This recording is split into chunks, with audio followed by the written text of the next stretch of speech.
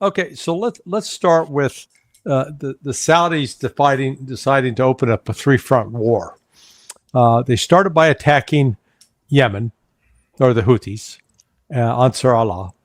And Ansar Allah responded in a very strong fashion by upping the blockade on Saudi ships and hitting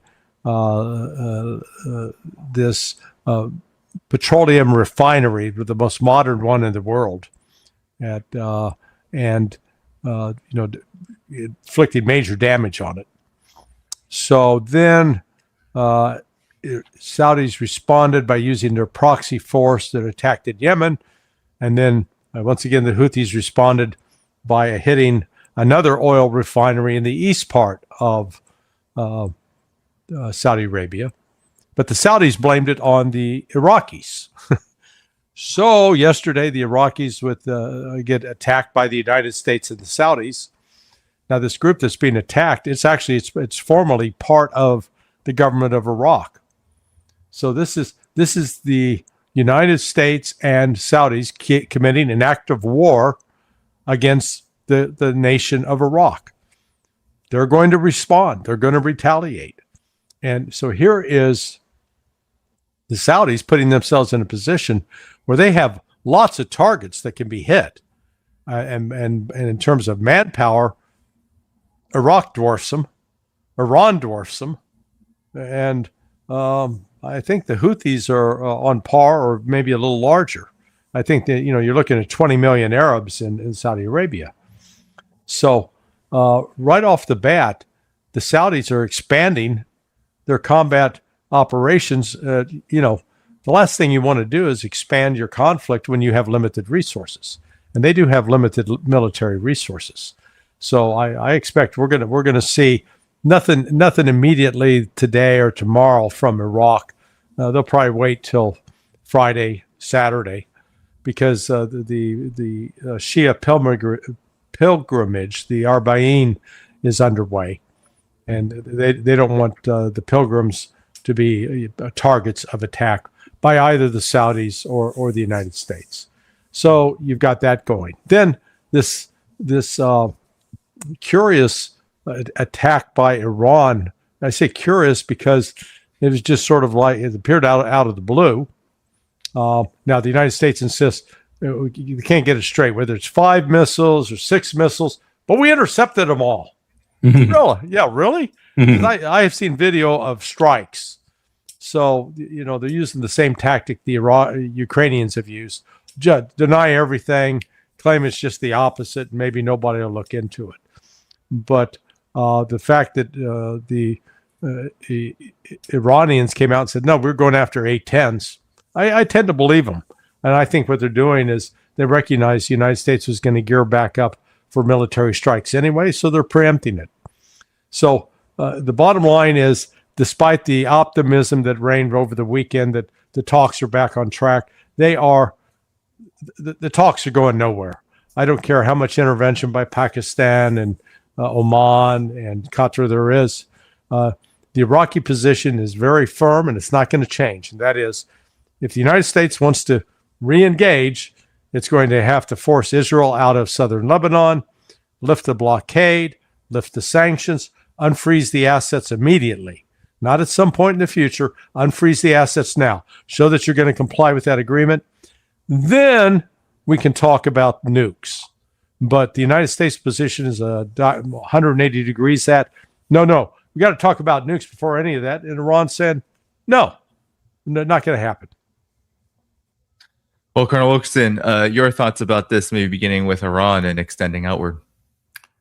I think Larry's absolutely right. And I would go further and say, as I did on the previous podcast I was on, go back a year when I was saying the propensity of the conflict in Ukraine and a conflict in Southwest Asia at that time were to break out beyond the homicidal, genocidal, whatever you want to call it, killing of Palestinians in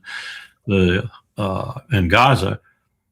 The potential for these theaters of war to connect and become elongated, as it were, and connected is going to ripen with every day that goes by, because war has a tendency of affecting borders and affecting people on those borders and affecting people who are indirectly impacted by the effects of the war you're looking at.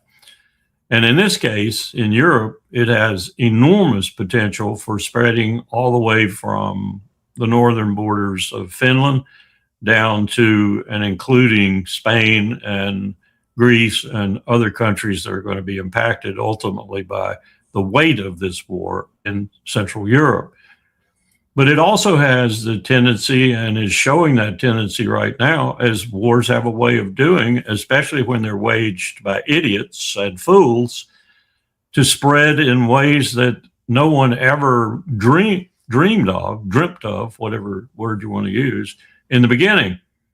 And we're seeing the kind of connections that these sorts of wars, like the two central theaters we have going right now, Southwest Asia and Ukraine, to sort of metastasize.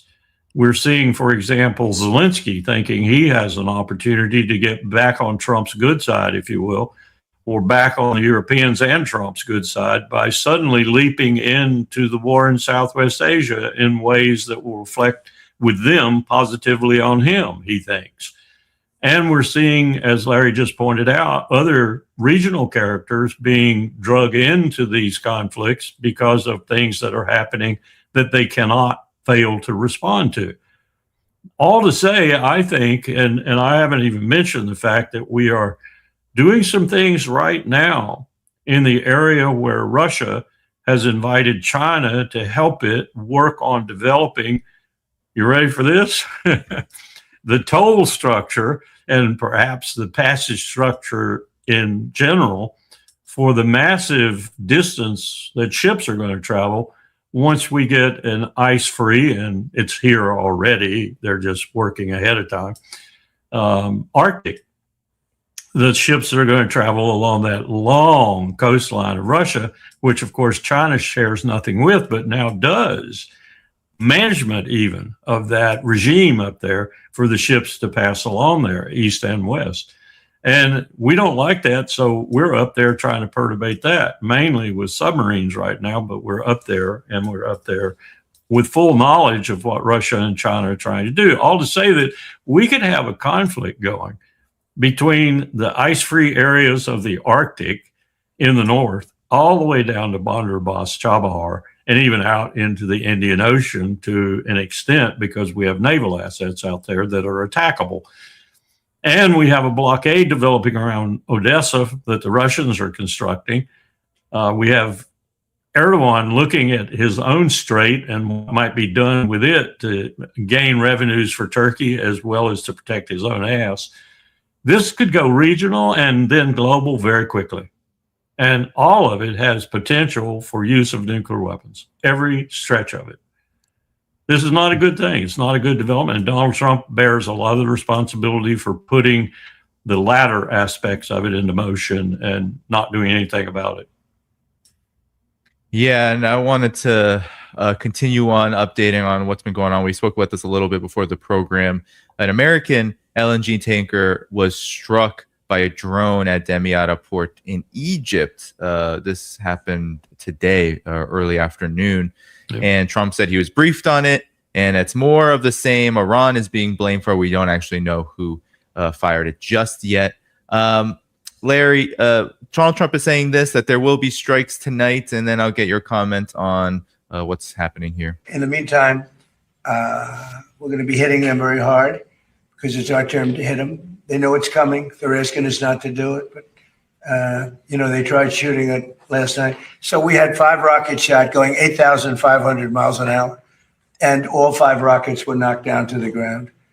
But they nevertheless took a shot. So it's our turn, and we'll see if we get there with an agreement at some point. But we're going to hit them very hard. I don't know if you all are watch sports talk shows, but there's a guy skip it. It's my turn now. So that's essentially Donald Trump's response here. Larry, to you, what please help us understand what exactly is going to happen here. Yeah. So if there were 5 missiles fired, and if they knocked him down, what did they knock him down with? Well, let's assume it was the Patriot. That means there are 16 more Patriots gone because they had to fire at least 2 at each one of those missiles. Or so, excuse me, 10. So, 2 times 5 is 10. If there were 6, it's 12. And those missiles run roughly $5 million a missile. So that would have been around $60 million worth of missiles fired to take out. But they didn't. That's the point. It's a lie. And again, Trump keeps thinking this is some sort of sports activity, a game. Okay, you get the kick, now we get the kick, now you get the kick, now we get the kick. Iran's not handling it that way. Iran has proceeded with a very strategic approach to destroying the U.S. ability to see what's coming. Iran has destroyed 19 radar systems and or satellite communication systems over the course of the last 5 months. And even Trump in his comment admitted that strike that came in on Muwafaq al-Salti, we only had minutes. I mean, at the last minute, so he's admitting that the advanced radar warnings they used to have are no longer present because that's what Iran is doing. It is dismantling, blinding the United States' ability to see what's going on the battlefield, number one.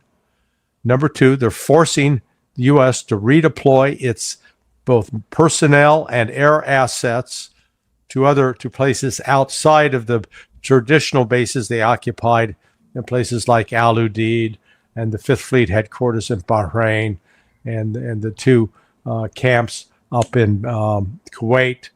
So the United States is actually being forced from the area. And that's why Iran continues to attack Muwafaq al-Salti, just to increase the pressure on the Jordanians. And we're already seeing that happen in Jordan. There was a large number of leaders, political, military, economic leaders, that basically published an open letter yesterday to King Abdullah saying, get the United States the hell out of our country. So this is about making the United States no longer welcome in the entire area of West Asia. And their last place they're retreating to is Israel. And that we saw a couple of very curious things out of the events surrounding Lindsey Graham's funeral yesterday. Yeah. One, after Zelensky from Ukraine meets with Trump, the Ukrainian foreign minister immediately gets on the horn with Arachi and going, about that attack in the Caspian Sea. Hey, listen, we're really sorry, man. That was a mistake. We apologize.